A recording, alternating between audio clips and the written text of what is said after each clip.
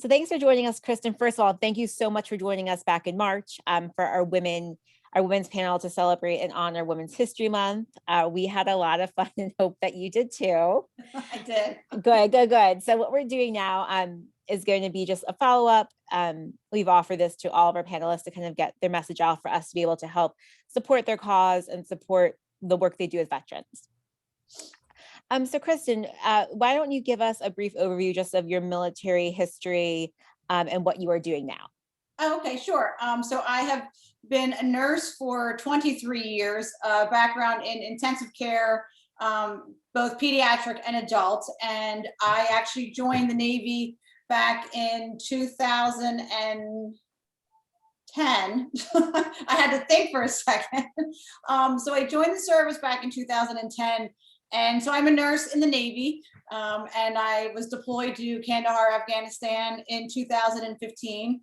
And through my just being in the service and being an advocate for those who can't speak for themselves, I wound up competing last year in the Miss Veteran America contest, advocating for homeless female veterans. So that's kind of been, the cause that I have been working for the last probably right about a year now that I've been working for advocating for homeless female veterans.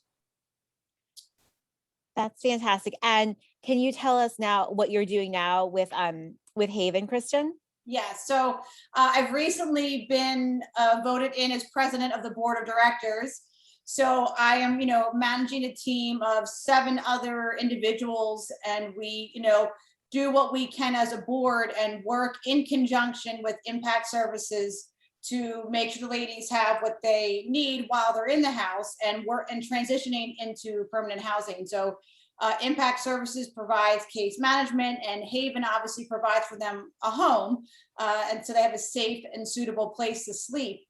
But we also provide for them, obviously they have food while they're there, but we are working on developing a curriculum so that they can get skills that they need to be successful on the way out. Skills like a bank coming to talk to them about financial stewardship and financial literacy, and talking to them about how to write a resume and prep for interviews. And we have some fun things too, like photography classes and self-defense, and just really trying to do what we can to make sure that they are, ready to go, into permanent housing and be supported not only in the skills that they have and when they get a job and they're financially secure, but also they have some, they have support as well, with mental health and everything that they need to be successful and happy.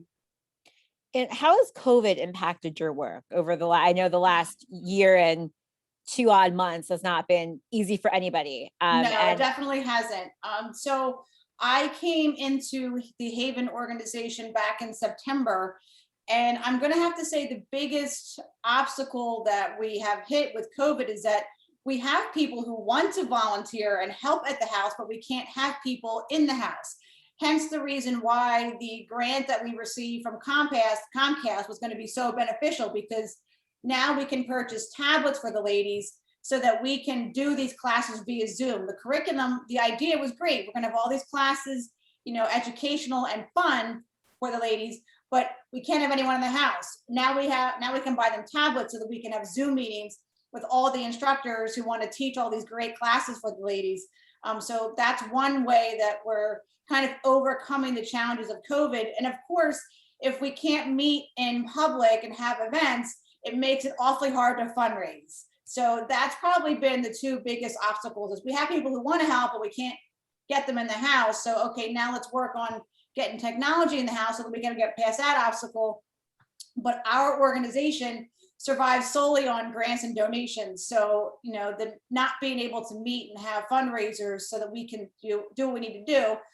Let's not forget they're in a house. So anybody who has a house knows you have, you got to pay, the cable, gas, electric, water, all that stuff. And just this week alone, one of the toilets got clogged and the refrigerator broke. Yeah, the maintenance bill this week, I was like, ay. Do you have you guys talked or have any idea as to when you might be able to bring volunteers back into the house? So we are basically going on the guidance of what the city of Philadelphia is doing, because as a nurse, I'm keeping an eye on what's going on. I mean, I'm working at the bedside, but also what's going on in the state of New Jersey, where I live, and Pennsylvania, but specifically Philadelphia, because even though Pennsylvania was making some changes, Philadelphia wasn't necessarily making their changes. So I'm keeping a close eye on what goes on in Philadelphia specifically, because we have to follow those guidelines. The good thing is that most people are getting vaccinated, and all the ladies in the house are vaccinated. So that's, definitely a positive thing. Fantastic. So what do you wish, I know this is a topic we had kind of mentioned back in March during the panel, but what do you wish civilians would know about life in the military, specifically being a woman who serves, and then what the kind of also, I guess, like a follow-up question to that, the transition back, kind of coming home from being deployed? So I think people, I wish they understood that there's a lot of stuff that goes on behind the scenes before we deploy, and then there's a lot of things going on when we come home. But even just in general, women are very visible in the military, and then once we get out, we become very invisible. So when we're in, it depends on, I've heard different stories from other women that there's, sexual discrimination, there's racial discrimination that goes on, and as there are processes in place to kind of prevent these things, and if they do happen, reporting measures. And it's been in the news a lot because of what happened to Vanessa Guillen. So it's forced a lot of changes, and maybe people are taking a closer look at the education, the reporting, and leadership. So we as women in the military, we fight hard for our spots and what we do and the work that we do, and we work very hard to honorably and faithfully serve our country. And we've been serving since the Revolutionary War, and I think a lot of people don't realize that. No, you're absolutely right. Yeah. So, and at the time, women weren't allowed in the military, so they would disguise themselves as men just to be able to serve. And that's the lineage that we come from, and a lot of us really recognize that and want to honor the tradition of those who came before us, and we want to do our friends and family and our country proud. But we may struggle when we come home, and because we're women and we're natural caretakers, and especially those of us who are nurses, we're terrible at taking care of ourselves. So asking for help is hard for a lot of us. And one of those times that we may struggle is coming home from a deployment. I don't want to say that it's common, but it's not uncommon that women experience, like I said, sexual discrimination and military sexual trauma, and we experience PTSD as well. So really just being supportive of us as women in the military. If we're wearing something military related out in the civilian world, don't assume it's because our father, brother, husband serves. We serve too, and we need just as much in support and help as any man does as well. And I apologize, it's a very out of order question, but That's okay. As you're talking, I was thinking about what inspired you to serve in the military? Well, there's actually a very long family history of serving in the military in my family on both my mother and my father's side, mostly Army, but my father's brother served, he was career Air Force, and my grandfather served on the USS Stockton in the Navy during World War II.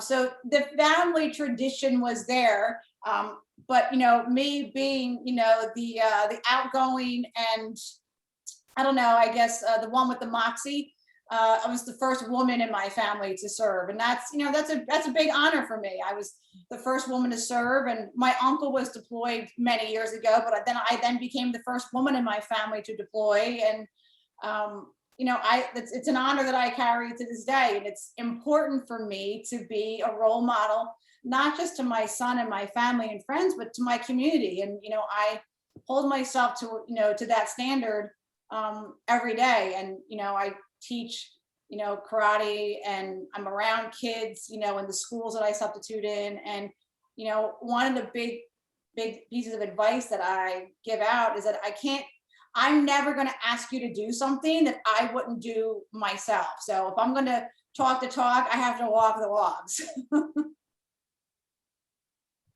Great. Allie, did you have any follow-up questions? she's sitting all comfy outside. I was trying to get my mouse to work. It wouldn't take me off mute. What are some of the things that you've been working on since the panel? Gosh, a lot of it has been Haven stuff and kind of taking over as president and learning about, how grants work and getting, just simple stuff that getting the bank, the account turned over into my name so that we can purchase the supplies that the ladies need in the house. Meeting some of the women in the house and what their needs are and where they come from, and how we as a board can best support them. That's been a big I guess undertaking this last 6 weeks or so since I took over. I'm still an active reservist. I'm leading a 2-week field exercise in June, so I've had weekly teleconferences for that, planning that exercise and making sure we have everything in place that we need to run that exercise. And that's going to be largely a medical field training type exercise. So there's a lot of moving parts. So, and then, I'm trying to take time for myself, like now that the weather's getting nicer, get outside and take my walks with my dog and, just catch up on just like basic things. Like, of course I have my TV show that I film every other week as well, which is a lot of fun. And, being able to support some of my fellow veterans and their small businesses and has been really kind of, it's been a great opportunity for me to kind of, like I said, help support my fellow veterans, especially my fellow sisters in arms who are small business owners as well and doing good things in their community.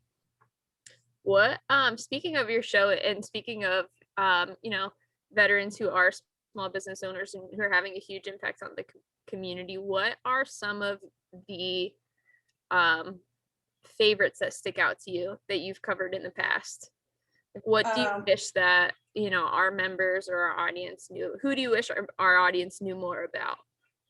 So my friend Erica Webster owns Dub Fitness up in King of Prussia, and she's a great woman who's doing great things for her community. And she, even during the pandemic when the gyms had to shut down, she stayed connected with her I guess the members that she was, who are a part of her gym. And she stayed connected with their kids too, who were home from school and, missing their friends and family. And she kind of developed like she called it Coach E, PE with Coach E.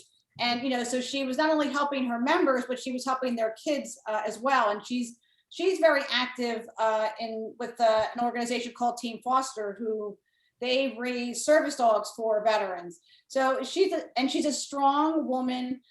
She's another woman who, just like me, like we were talking about earlier, Alexa, she's another woman who supports other women and does what she can to be positive and build other women up. So it's, she's, somebody that I enjoy seeing what she's doing in the community because we share similar values. And, she's a fellow sister in arms and, she's doing good things and she's got a great mission and she's got great values. And she is somebody that, other girls could look up to. Do you mind if we jump back a little bit toward your work with Haven and talk for a minute about homelessness? I know for us, like, we've really been focusing on the difficult journey home. And when we talked to you in March, we really talked about the difficult journey home for women who are in the military in more of a psychological kind of sense. But I was wondering if it was okay with you if we dove a little bit into the like reality that for a lot of women who are veterans, especially in the Philadelphia area, a difficult journey home can be super literal, right? Like a lot of women are experiencing actual homelessness right. When they're transitioning back to civilian life. And can you expand on that a little bit? Like what's happening there and how serious is this issue and how many people is it actually impacting? So no, that's a good question, Allie. So female veteran homelessness is actually on the rise.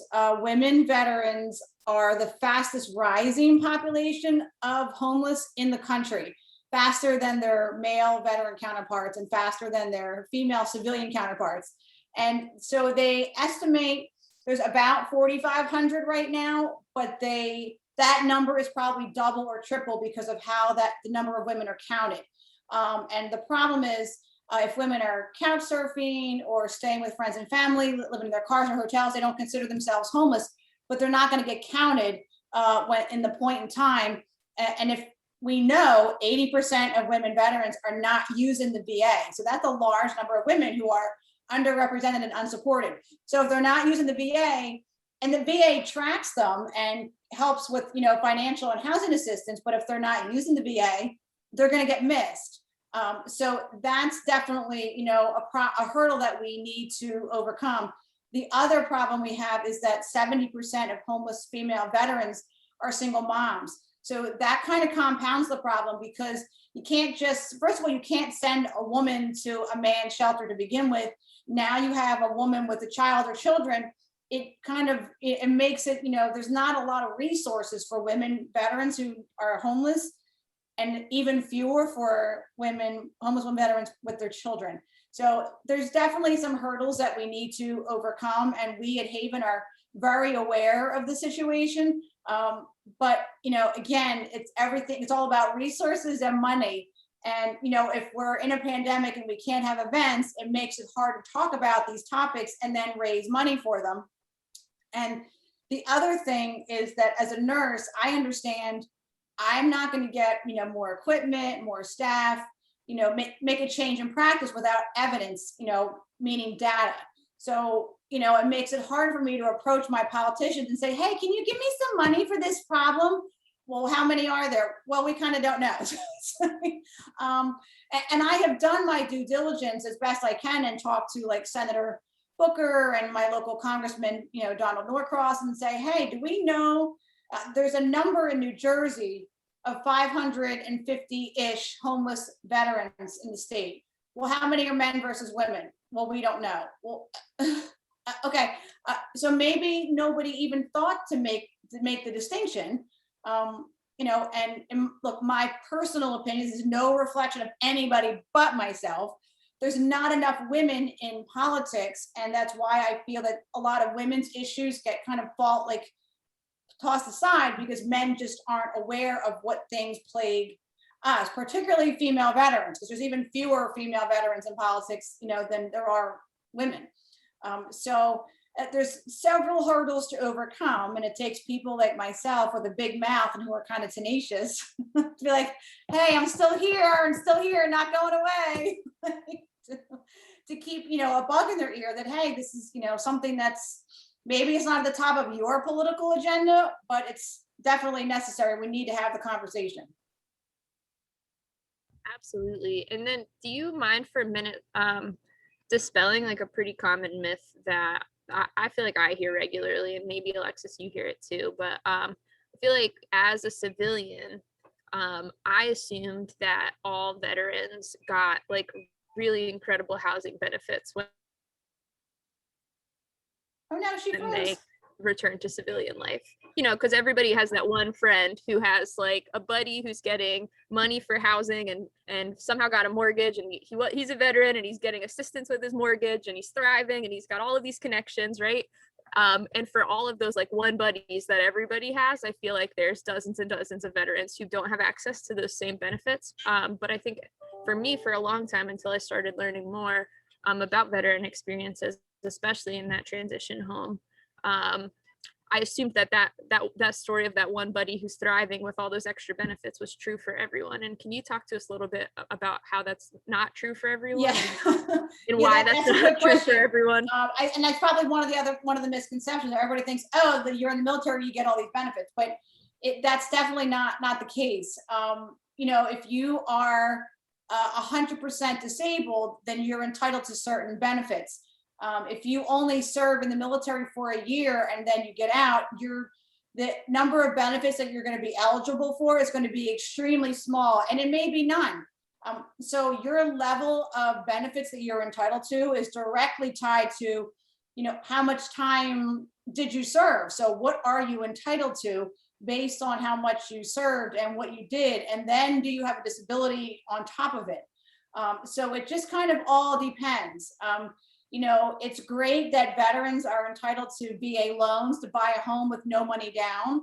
But if you experience military sexual trauma or PTSD, and maybe you're self-medicating with alcohol or other substances, maybe, and if you don't have access to psych services, you may not have a job, so that you're not going to be able to get yourself a house. If you don't have a job, it does you no good to have this benefit of getting a VA loan if you don't have a job. It makes me think about the Vietnam veterans, and they were treated like crap when they came home. And it's no wonder, I don't even want to think about what they saw when they were over there, and then they were treated like crap. So I'm not surprised that there's a number of them out there who have issues with substance abuse, because if I was saw what I saw and then came home and wasn't treated properly, I might self-medicate myself too. And women are no exception to trauma and psychological issues, and then maybe self-medicating.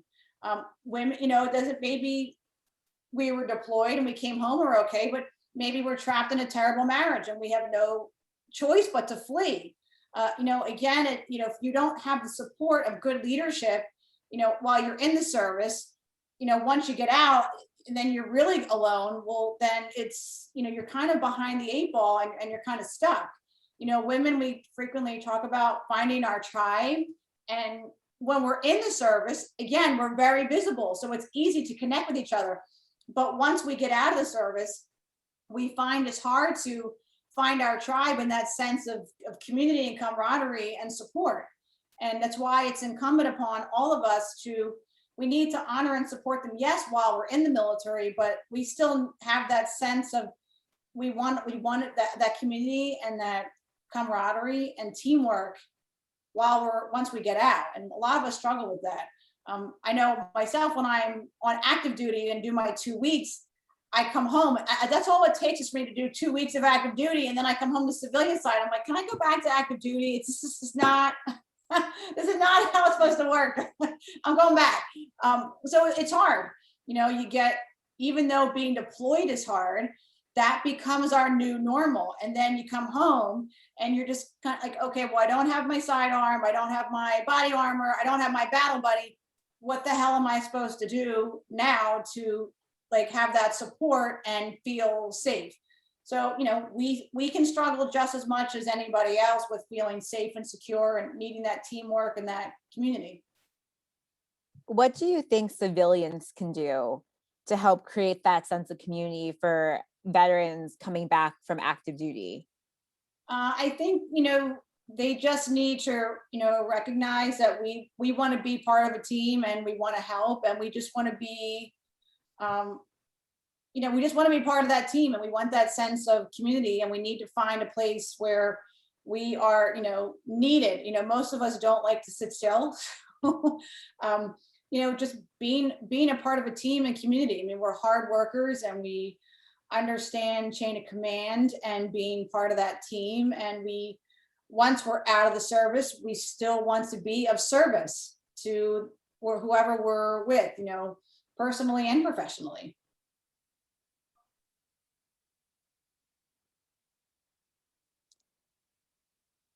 Oh, sorry.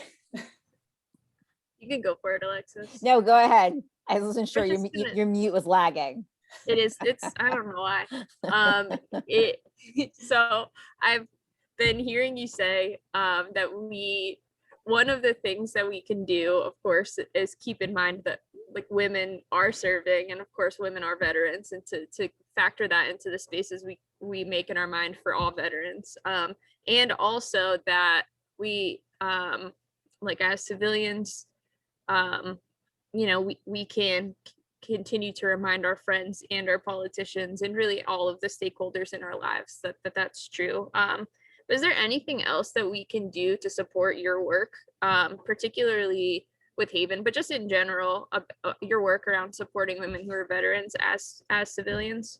I think we just need to kind of associate the word veteran with men and women.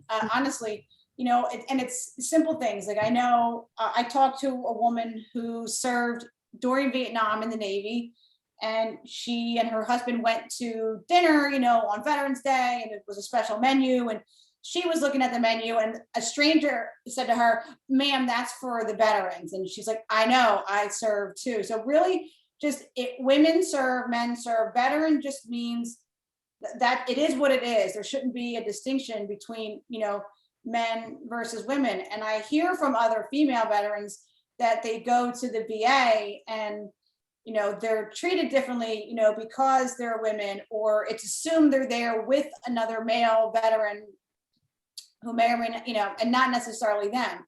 I do know for a fact that Philadelphia VA is doing a lot of work to overcome that, and that's great. But I think we need to just making that association that women serve too, and don't just assume because you see a woman parked in the military service parking spots, or that you see it with with the special menu, or the military shirt, that she's representing someone else or taking advantage of that spot. I mean, we need to be giving women the benefit of the doubt and saying, "Oh, thank you for your service too." I mean, I almost cried the first time as someone in public actually said, "Oh, ma'am, do you serve?" I was like, "Oh my gosh, yes, thank you for acknowledging me and not assuming it was my husband, brother, father." Like, and I think it's events like this that you guys put off in talking about women in the military. I think the Philadelphia Veterans Day Parade, and, bringing, great female veteran leaders to the forefront is, a great way, to do that. There's a lot of great women in the military right now, and a lot of them who are out of the service who are still doing great things.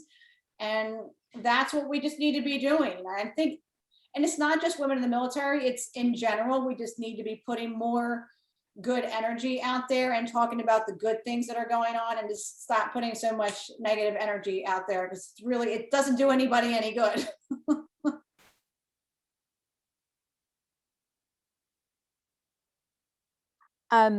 Those are all the questions I had. Allie, did you have any more? Chris, is there anything that we did not touch on that you would want to spotlight?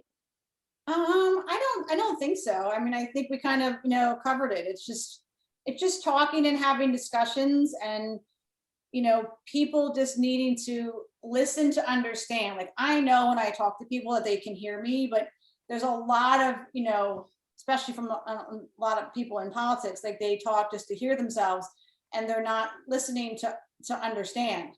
And there's a big distinction between that. Like, I know you can hear me, but I need you to understand what I'm saying. And I'm not saying that you're wrong. Let's just have a conversation calmly, and so that we can understand each other. And then let's figure out a way to, fix. I don't have all the answers. I definitely don't. I'm certainly willing to listen to people and understand their perspective, so that we can, because that's what it's all about. It's just, I don't know how things shifted and why everybody's just so angry all the time and just wants to fight. It's like, doesn't benefit anybody. Well, to wrap us up, why don't you tell our viewers where they can get more information about Haven, and then also the TV show that you produce? Oh, great, thank you. So if they want more information about Haven Women, they can go to havenwomen.org. And if they want to volunteer, they can send an email, and as the president, it'll come to me. And then I have one of my other board members who assists me with the volunteers. So that's one way they could contact and get more information about Haven. My TV show is on rvntelevision.com, and it's called Breaking Barriers. And my mission is to educate, motivate, and inspire.